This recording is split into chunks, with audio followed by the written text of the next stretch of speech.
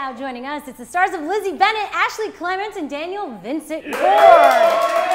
Thank you for being here. What a crazy online phenomenon this has all become. Is it what you expected? Did you realize that from the beginning? Like, wow, this is going to hit a chord with everyone online. I mean, from the beginning of this, none of us had any idea that it would turn into this. Absolutely not. I mean, it's very different from Daniel coming in so late in the game, but when we were starting this, we were like, we hope somebody watches this. Yeah, I came in, I knew about the show beforehand, so I kind of like had some awareness of what a phenomenon it had been, but it was during the audition process I knew somewhat what I was getting into until people saw my face. And what is the audition process for something like this? We make everyone read with me for the most part because I'm Lizzie Bennet. So when we were auditioning Darcy's, we saw about 80 guys, and they all came in and told me that they loved me, and I was it's a hard job, and I was super mean to them. It was really hard. Some of them I was like, I love you too. You're like, oh, kind of hot. Yeah. So it was. We did that scene more times than I could even begin to count, long before we even had a Darcy. But we all feel like we've known Darcy for so long, right? And so it's like this big appearance. Your viewership actually went up with this episode.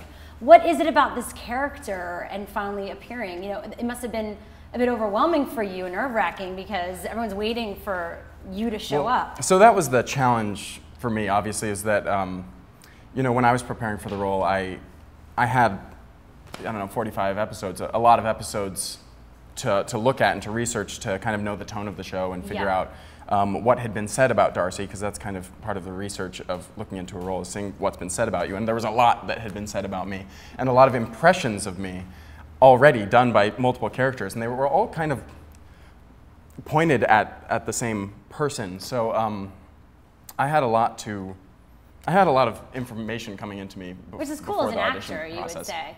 Yeah. What makes this story and this whole series so relevant 100 years after, you know, the story came to life as the book? Well, I mean, it's one of the greatest love stories ever, and you know, and it is the beginning of a lot of what is sort of the norm in our romantic comedies today, of sort of like, oh, they hate each other at first and then they love each other. And I think what really comes about in this story is not only do they dislike each other at first, or rather, she dislikes him at first. It's not that you know, suddenly they realize, oh, I do care about you. It's that they learn from each other and they grow and they actually become better people because they know each other and they love each other. And I think that's what we all want, right? Yeah, no, definitely. We want a lot of love, romance, tension, good, bad, and ugly of it all. Yeah, exactly. Well, I mean, this story has been so popular for so long, and people want to hear it again. You know, and people are happy to have it retold in new ways because they're so engaged. And that's one thing I love about the viewership of this particular show, is that they know more about the story than anyone. I mean, they're so engaged with Pride and Prejudice, and they're so engaged with this story that they're not disengaged viewers who are just watching it and you know just kind of being judgmental or something. They're very engaged in the story, and they want to be part of it. Yeah, and I'm sure teachers are happy. They're like, smart. Pride and Prejudice, you're bringing it back, you're making it cool. Speaking of which, we have a ton of your fans who've been tweeting, and we have some fan questions right now. Tyler. Yeah, the Twitter is blowing up right now. Everyone is freaking out that you guys are here. But we have one question from Maya5000. Maya would like to know, this is for Daniel, were you warned beforehand how people would react, like the Darcy fangirls, and what has surprised you about their reaction for when you came on the show? Okay. Because they're crazy. They love you. I wasn't warned before the audition process. I came into the audition process like I came into any audition, having done my work and my research and coming in and showing Bernie what I had to do. And, you know, okay. So, you know, once Bernie chose me, I was like, okay, great. And I'm working on this project, and once we started rehearsing, that's when I found out what I was in for. You know, during the audition process, I had no idea, and then once we started working on it, Ashley was like, just so you know, people are passionate about this, and I was definitely surprised. I didn't have a Twitter until recently because I'll be honest. I was like, Twitter's stupid, which I don't think anymore. For a while, I was like, it's just status updates of Facebook, but nothing else. Now I like it, but I just started one a month ago. Congratulations. Thank you. I'm sorry, Twitter. I didn't mean any harm. But I had about 30 fans, and then I had 30. And now you have many more. And there's a lot more. So all the fan art has surprised me. Someone made a pony of me.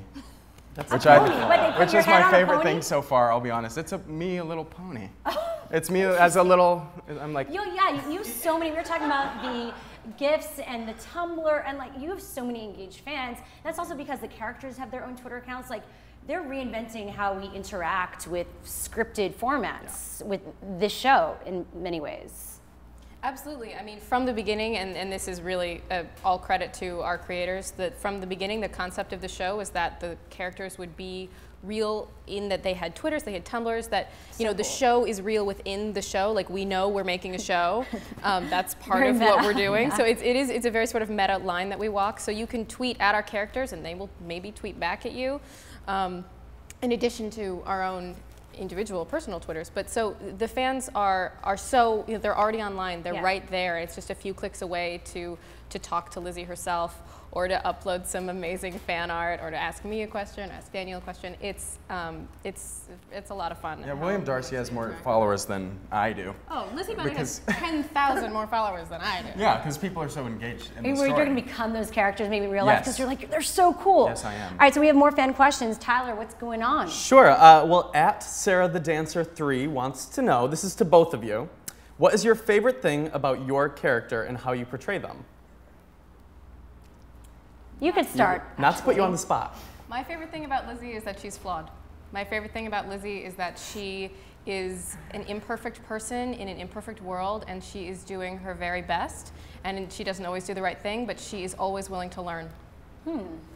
I would say my favorite thing about playing Darcy is that, because I come in as, there's two sides of him. There's the side of him that is perceived as pretentious and a douchebag, and then the side of him that's very honest and blunt. And I think the thing that my favorite thing about playing Darcy is, he's flawed as well, but in pretty obvious ways, I think. But at the end, he has very high standards, and that he has values, and he has very high standards of his friends and of love in his life, which I think is something Lizzie shares, that they don't want to settle and don't want to just, marry for, find someone for convenience, that really he's someone who has very strong values, and that even if he comes off pretentious, he has the best intention. Yeah, that's a good thing. Isn't it weird doing a show where you know where the story's going?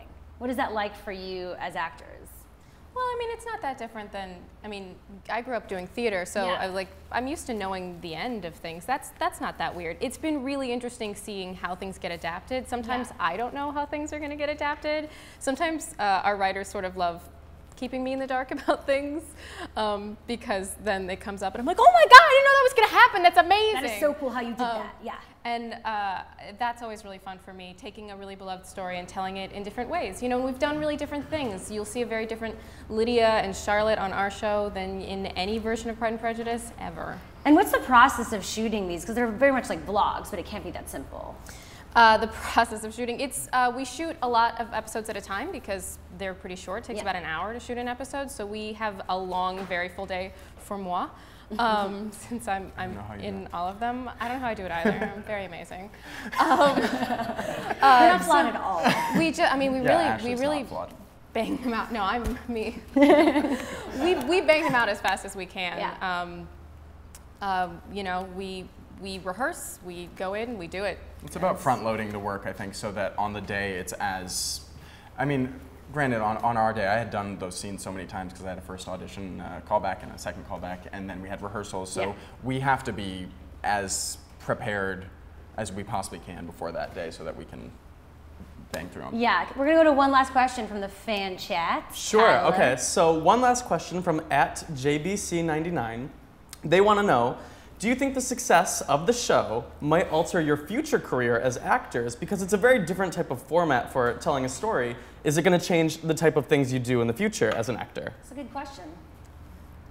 That's not a question that I have a ready answer to. I mean, it's already changed my career in ways that now I have a fan base who are so lovely, and I hear from them all the time, and that's so great. And hopefully, you know, they'll follow me through whatever I do next, whatever that may be. It's certainly changed things for me on a business end of having better representation and things like that that mean, you know, I go on more auditions and things. That's great. Yeah, I mean, I think we hope everything that we do kind of, I mean, there's probably some things that we wish it didn't follow us through our careers, but I think everything that we do will have an effect on our careers as we move forward. But this, clearly, because it has such a big and dedicated fan base who really care and are engaged with us and support us, that it's hard to see it not doing that. And it's also, from the same standpoint, it's helpful for our representation to be able to say, look at this thing. It's great. It's exciting all around, and this is the new media space, and this is what's really going to take over, and you're part of that.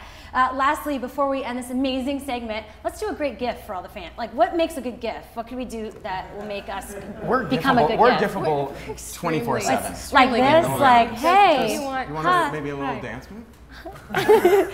Send us your best gift from this episode. Ashley and Daniel, thank you so much. You guys rock. The show is Lizzie Bennet Diaries. Check it out at youtube.com/Lizzie Bennet and keep up with them on Twitter at the LBD Official. New shows every Monday and Thursday at 9 a.m. Pacific.